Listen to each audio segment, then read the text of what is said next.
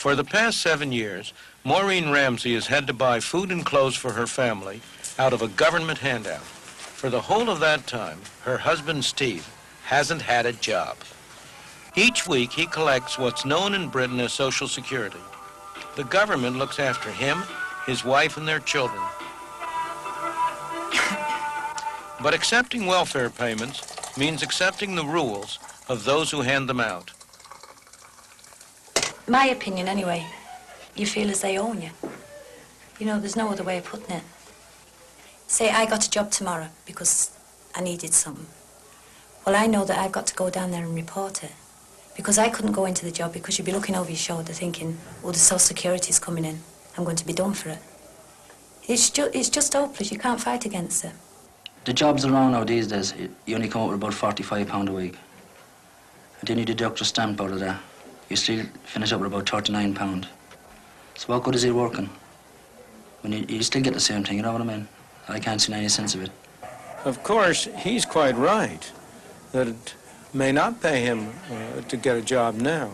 That's not his fault, and I don't blame him. He's acting sensibly and intelligently for his own interest and the interest of his family. It's the fault of a system which takes away the incentive from him to get a job. But suppose you were cruel and simply took away the welfare overnight, cut it off. What would happen? He would find a job. What kind of a job? I don't know. It might not be a very nice job. It might not be a very attractive job. But at some wage, at some level of pay, there will always be a job which he could get for himself. It might be also that he would be driven to rely on some private charity. He might have to get soup kitchen help or the equivalent. Again, I'm not saying that's desirable or nice or a good thing. It isn't. But as a matter of actual fact as to what would happen, there is little doubt that he would find some way to earn a living. The American government is trying to break the welfare trap. These people were unemployed. They're now being trained at the taxpayer's expense. It may or may not lead to a real job. Here we have a vast national welfare system, which is diametrically opposed to everything that America believes in. Because America was founded on a work ethic, has practiced the work ethic, and has said this is what we want everybody to do, the opportunity to hold a job in America. Everyone here has to clock in and do a full day's work. It's an attempt to make it seem like a real job.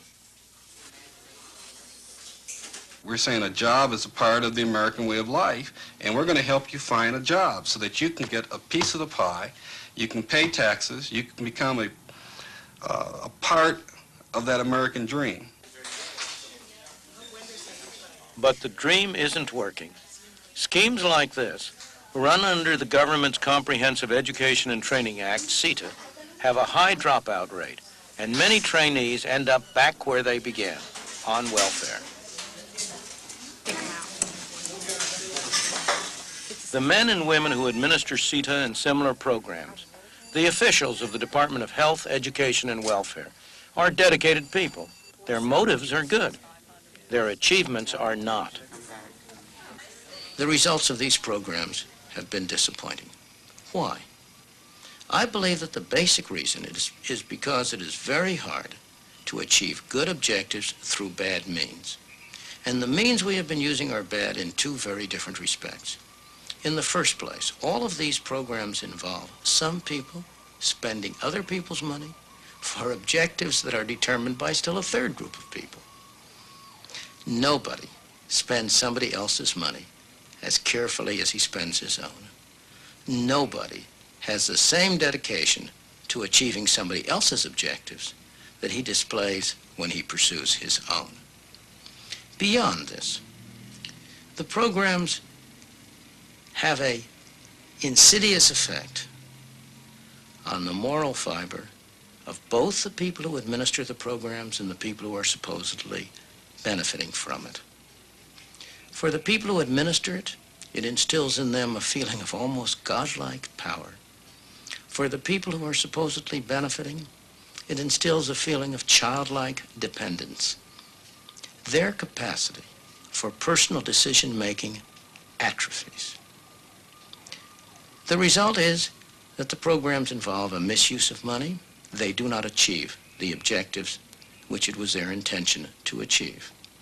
But far more important than this, they tend to rot away the very fabric that holds a decent society together. If you think that's overstating the case, look what HEW found when it made a special investigation into the spending of the vast funds it administers. We just got the plan from the Public Health Service on reducing the necessary beds. In these reels of tape that record every payment made, every recipient, they found evidence that a staggering $7.5 billion had been lost by fraud, waste, and abuse in 1 year.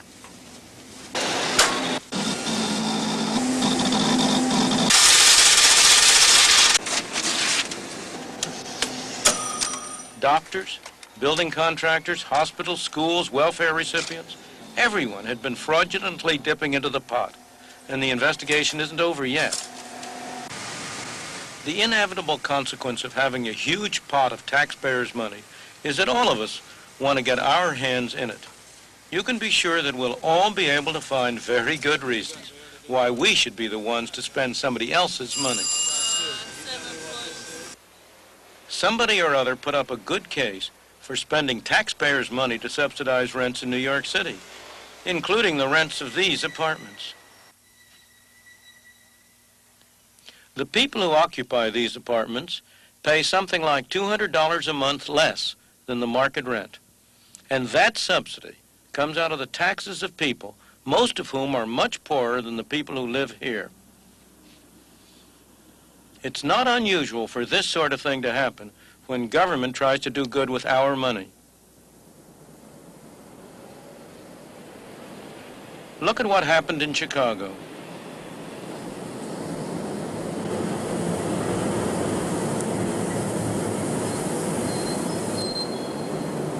For most visitors, the immediate impression is of a rich, prosperous, bustling city.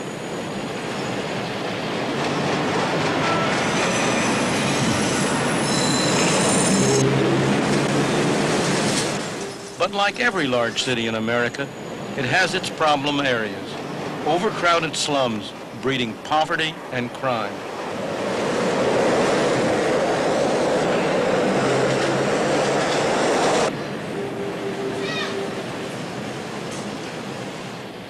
After World War II, one such area developed in Hyde Park. In the 50s, plans were drawn up to pull down large areas of slum building and to rebuild using government funds under an urban renewal program. It was to be a show project, replacing a blighted area with an integrated community. Who controlled the spending of that government money? It was, in fact, my own University of Chicago, which felt its very existence threatened by the spread of urban blight and crime. Government money was used to tear down an area that contained many small shops as well as families of low income. Once the area was cleared, private money rebuilt it with middle-class apartments, townhouses, and shopping complexes. The blight had been cleared here, but only to be shifted elsewhere. In many instances, when government administers large grants, a lot of those funds don't wind up directly serving the people and achieving the objectives that were the intent of the programs, because the grant has to feed that large government bureaucracy.